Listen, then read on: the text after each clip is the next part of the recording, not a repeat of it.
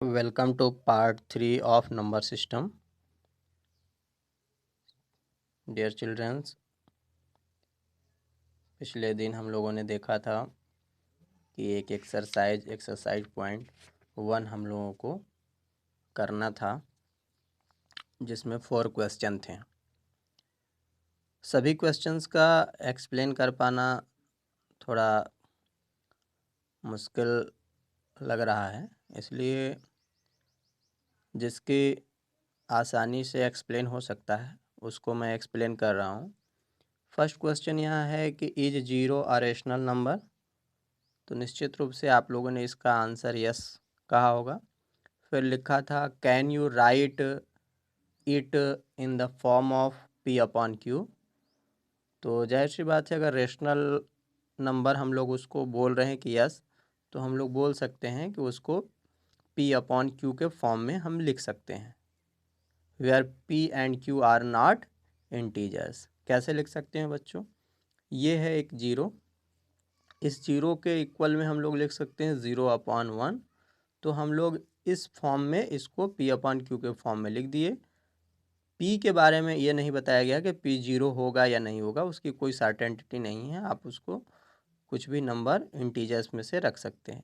और नीचे जो है वो कहा गया है कि नॉट इक्वल टू 0 होना चाहिए। तो नीचे का जो डिनोमिनेटर है वो तो 1 है, इसलिए 0 नहीं है। तो इसलिए हम कह सकते हैं कि ये एक रेशनल नंबर होगा।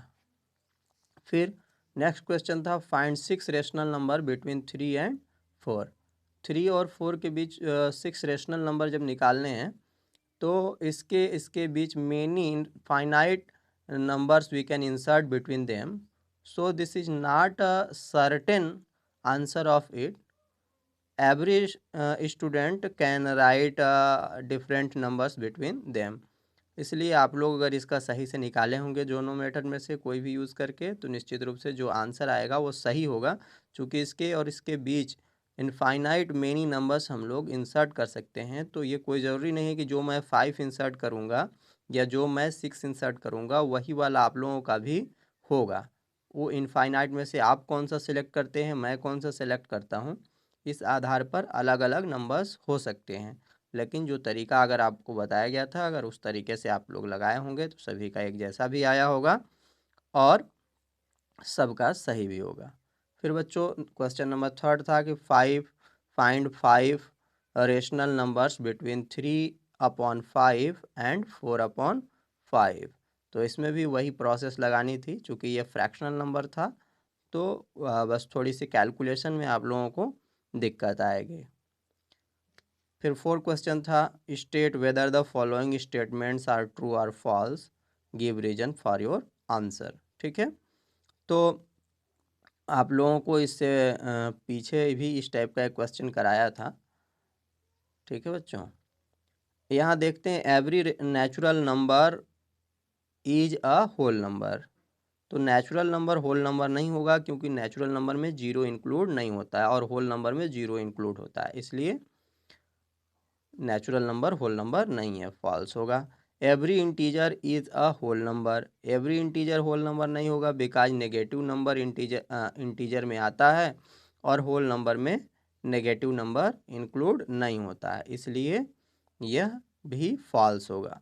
Every rational number is a whole number, हर रेशनल नंबर होल नंबर नहीं होगा। होल नंबर 0 होता है, 1 होता है, 2 होता है, 3 होता है, और रेशनल नंबर जो होता है वो 4/5 भी होता है, इसलिए every rational number is a whole number, ये भी नहीं होगा, ये भी फॉल्स होगा।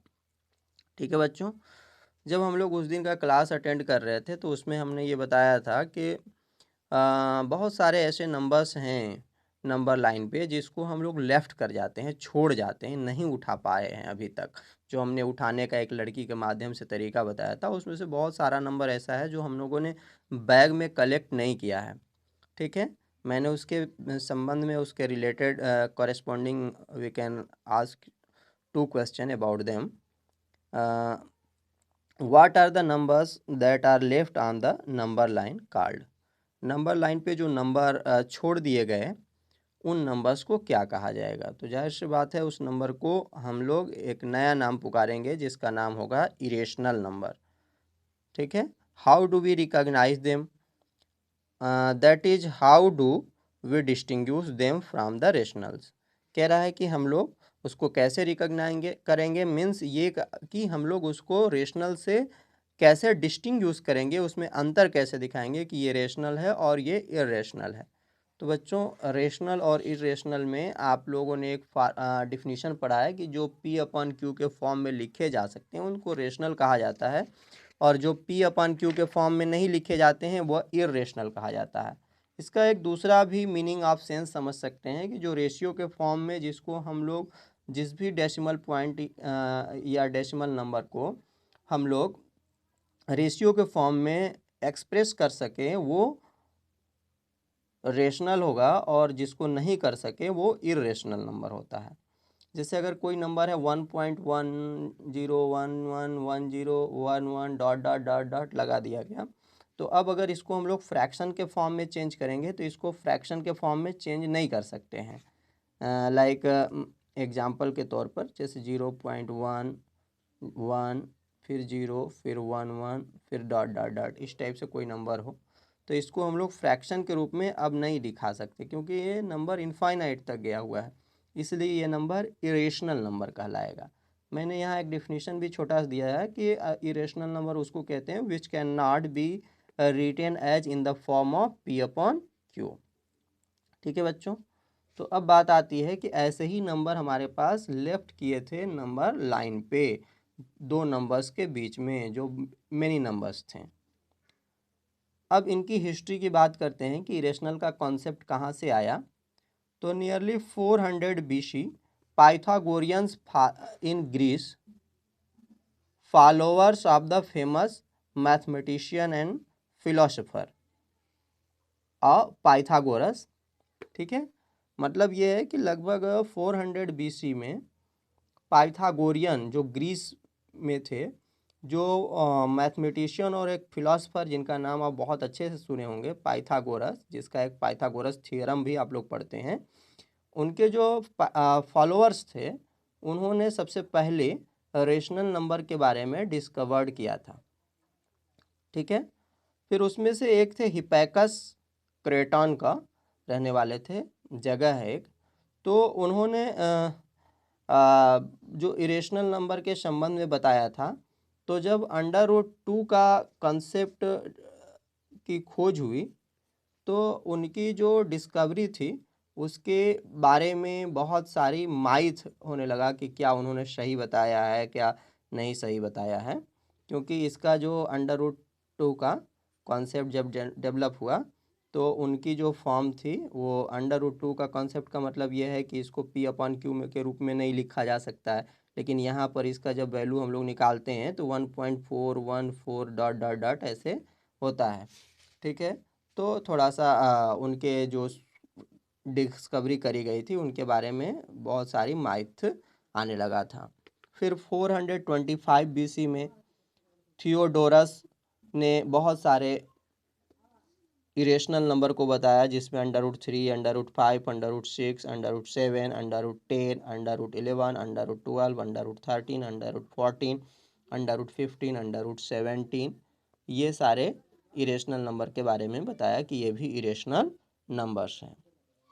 ठीक है बच्चों, अब ज़रा हम लोग उस दिन उस लड़की वाला जो तौर तरीका अपनाया था कि इसमें एक लड़के को खड़ा कर दिया जाए, इसमें से मैंने कहा था कि ये नंबर उठा लो, ये नंबर उठा लो, फिर बीच का भी नंबर उठा लो।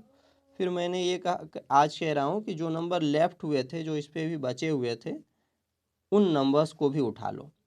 तो अब आपके पास इस नंबर लाइन पे कोई भी ऐसा नंबर नहीं रहेगा जो बचा हुआ रहेगा, बल्कि नंबर लाइन पूरी तौर से खाली हो जाएगी। ठीक है, तो हम ये कह सकते हैं कि all collection of numbers on the number line are real number, मतलब जितने भी नंबर्स हैं नंबर लाइन का, वो अगर सारा हम कलेक्ट कर लेते हैं एक बैग में, तो अब हमारे पास जो बैग में नंबर्स हैं उन सारे नंबर्स को एक कॉमन नेम से पुकारेंगे जिसको हम रियल नंबर कहेंगे, और रियल नंबर को हम डिनोट करते हैं आर से। मैं जब पीछे आप लोग को फर्स्ट पार्ट में बताया था तो उस दिन भी ये बताया था कि रियल नंबर हम उसी को कहते हैं जिनको हम नंबर लाइन पे रिप्रेजेंट कर सकते हैं। ठीक है, आज हमने उस नंबर लाइन पे रिप्रेजेंटिंग सारे नंबर्स को कलेक्ट कर लिया एक बैग में, इसलिए बैग में कलेक्टेड जितने भी नंबर्स हैं वो एक रियल नंबर हैं। ठीक है, अब इस पे रियल नंबर हैं तो हम लोग यहाँ देखेंगे कि in the 1870s two German mathematician, एक का नाम था जी कैंटर और दूसरे का नाम था आर डेडिकाइंड। इन दोनों ने बताया कि corresponding to every real number there is a point on the number line and corresponding to every point on the number line there exist a unique real number. इसका मतलब ये हुआ कि corresponding to the every real number के corresponding में there is a point on the number on the real number line. मतलब हर एक रियल नंबर के कॉरेस्पॉन्डिंग में नंबर लाइन पे एक पॉइंट होता है। हर एक नंबर के लिए, हर एक रियल नंबर के लिए नंबर लाइन पे एक निश्चित पॉइंट होती है जो यूनिक होता है। उस नंबर लाइन पे केवल और केवल वही पॉइंट को शो, उस नंबर लाइन के उस पॉइंट पे, किसी नंबर लाइन के उस पॉइंट पे सिर्फ और सिर्फ उसी नंबर को शो किया जा सकता है, उसके अलावा कोई दूसरा नंबर को शो नहीं किया जा सकता है। तो इसलिए हम कह सकते हैं कि हर एक रियल नंबर के लिए नंबर लाइन पे एक यूनिक प्लेस होता है और वो उस जगह पे ही एग्जिस्ट करेगा। ठीक है बच्चों, अब जो हम लोगों के पास आता है कि let us see how we can locate irrational numbers on the number line. ठीक है, जिसमें सबसे पहला मैं एक इरेशनल नंबर लेता हूँ कि locate √2 on the number line. ठीक है, और जो आप लोगों को ये सब दिखाना है, प्रूफ करना है कि √3, √5, √6, √7 ये सारे नंबर्स इरेशनल नंबर्स कैसे हैं, ये अगर प्रूफ करना है, how these are the irrational numbers, तो इसको प्रूफ करने के लिए, ठीक है, हम लोग क्लास 10th में पढ़ेंगे। वहाँ आपको ये जानने को मिलेगा प्रूफ करके कंसेप्चुअल तरीके से कि ये कैसे इरेशनल नंबर है। बट हम यहाँ आपको बता सकते हैं कि इरेशनल का एक तरीका है कि अगर कोई नंबर को हम लोग उसकी वैल्यू फाइंड करते हैं, जैसे रूट है, रूट से अगर बाहर हम निकालते हैं, तो आप एक जानते होंगे कि अगर इसका वैल्यू हम निकालते हैं, जैसे मैंने √2 का वैल्यू दिखाने की कोशिश किया, तो हम लोग 1.414, इसके बाद ये करेक्ट यहीं तक नहीं जाता बल्कि इसके आगे और भी हम लोग ले जाते रहेंगे, तो ये और भी कंटिन्यू नंबर को करता रहेगा और लास्ट में ऐसा नहीं है कि कहीं ये स्टॉप हो जाएगा, बल्कि आगे भी हमको नंबर मिलते ही रहेंगे। इसी तरह से इन रूट्स वाले नंबर्स को भी रूट से बाहर करेंगे तो हमको पॉइंट के बाद एक निश्चित नंबर नहीं मिलता, वहाँ तक जाके स्टॉप नहीं होता, बल्कि वो कंटिन्यू आगे नंबर को या डिजिट को करता रहता है। इसलिए ऐसे जितने भी नंबर होते हैं इनको हम फ्रैक्शन के फॉर्म में या हम रेशियो के फॉर्म में डिनोट नहीं कर सकते, और जब डिनोट नहीं कर सकते तो ये इरेशनल नंबर है। इसको जो प्रूफ करने का तरीका है वो हम लोग क्लास 10th में सीखेंगे। अब हम लोगों को क्लास 9th में जो जानना है वो ये जानना है कि जो ये रेशनल नंबर्स, इरेशनल नंबर्स जो हैं, यानी जो रूट वाली नंबर हैं, इनको हम लोग नंबर लाइन पे कैसे लोकेट करेंगे। बहुत सिंपल तरीका है, अगर आप लोग बहुत ध्यान से देखेंगे तो आसानी से सीख सकते हैं। मैंने एक एग्जाम्पल के तौर पर लिया है कि √2 को हम लोगों को नंबर लाइन पे दिखाना है। इसके लिए सबसे पहले मैं एक स्क्वायर का कॉन्सेप्ट डेवलप किया कि मतलब एक स्क्वायर हमको बनाना है, और स्क्वायर के लिए आप जानते हैं कि ईच साइड्स आर इक्वल। आप उस इक्वल साइड को जितना बड़ा जितना छोटा ले सकते हैं, ले सकते हैं, सेम यूनिट होना चाहिए। हम लोगों ने यहाँ से यहाँ तक को एक यूनिट मान लिया कि ये हमारी जो लंबाई है वो एक यूनिट है। एक यूनिट का मतलब होता है कि 1 यूनिट 1 किलोमीटर, 1 सेंटीमीटर और कुछ भी हो सकता है। उसका एक डेफिनेट नाप नहीं है, मेज़रमेंट नहीं है, बल्कि आप यूनिट जब बात करेंगे तो एक यूनिट जितना भी लेंगे हर बार एक यूनिट की लेंथ उतना ही होगा, बिकॉज 1 के बगल में कोई जो है यूनिट नहीं है, कोई इकाई नहीं है, कोई मीटर किलोमीटर नहीं है। ठीक है, आप लोग ऐसा कंसेप्ट कोऑर्डिनेट ज्योमेट्री में पढ़ेंगे, या आप क्लास 8th में जब रहे होंगे और वहाँ ये कोऑर्डिनेट ज्योमेट्री आई होगी, तो वहाँ पर कोऑर्डिनेट ज्योमेट्री का आंसर में कभी भी हम लोग कोई भी यूनिट नहीं लिखते हैं। ठीक है, तो ये हम लोग का 1 यूनिट हुआ। अब हम लोग पाइथागोरस के रूल से अगर ओ बी का वैल्यू चाहें तो ये हाइपोटेनस हो गया, ये बेस हो गया और ये एल्टीट्यूड या परपेंडिकुलर हो गया। तो हम लोग को पता है कि पाइथागोरस थ्योरम क्या कहता है कि ओ बी का स्क्वायर हाइपोटेनस का square is equal to base का स्क्वायर प्लस परपेंडिकुलर का स्क्वायर, मीन्स ओ बी का square is equal to O A का स्क्वायर प्लस ए बी का स्क्वायर। तो ओ बी का स्क्वायर बराबर में हो जाएगा इतना। ओ बी बराबर अगर हम लोगों को चाहिए तो हम लोग रूट में करेंगे, ठीक है, ओ ए का स्क्वायर प्लस ए बी का स्क्वायर, और ओ ए का स्क्वायर का वैल्यू कितना है 1, तो 1 का स्क्वायर, ए बी का स्क्वायर का वैल्यू भी कितना है 1, तो 1 का स्क्वायर, इसके बराबर में under root 1 + 1 2 this equal to under root 2। अब आइए ये चीज़ को हम लोग एक नंबर लाइन पे रिप्रेजेंट करते हैं। इसी स्क्वायर को मैं एक नंबर लाइन पे बनाया हूँ जिसकी ये लेंथ 1 यूनिट है, तो जाहिर सी बात है ये भी 1 होगा, ये भी 1 होगा, ये भी 1 होगा और ये अंडर रूट 2 है। अब बच्चों आप लोगों को एक आर्क भरना है और ये मान लेना है, एज्यूम करना है कि ये हमारा ओ सेंटर है और रेडियस ओ से लेकर बी तक का एक रेडियस का आर्क भरना है ऐसे, और सर्कल की तरह इसको आप घुमाते आएंगे, यहाँ तक लाएंगे कि ये नंबर लाइन को टच करेगा। अब जाहिर सी बात है अगर ये ओ बी अंडर रूट 2 होगा तो ये सर्कल जब राउंड करेगा और ये नंबर लाइन तक आएगा तो यहाँ से यहाँ तक की लेंथ भी अंडर रूट 2 ही होगा। ठीक है बच्चों, तो इस तरह से आप अंडर रूट 2 को दिखा दिए कि ये नंबर लाइन पे है। ठीक, अब हम लोगों को अगर अंडर रूट 3 को नंबर लाइन पे दिखाना होगा तो हम लोग इसी से दिखा सकते हैं।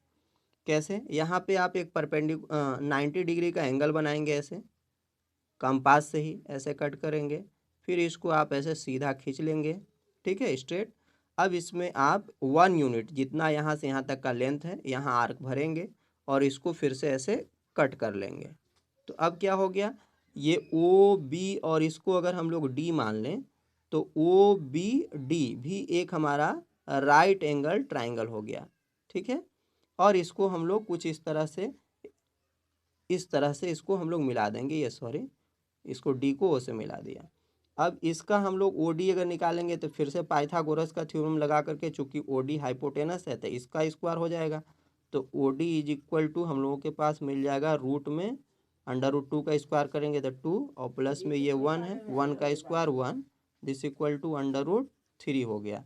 तो अब ये वाला हमारा अंडर रूट 3 हो गया, इसको हम लोग आर्क भर के फिर से ऐसे ऐसे घुमाएंगे तो ये फिर से कहीं ना कहीं ला करके नंबर लाइन को टच करेगा, और ये जब नंबर लाइन को टच करेगा तो यहाँ अंडर रूट 3 हो गया।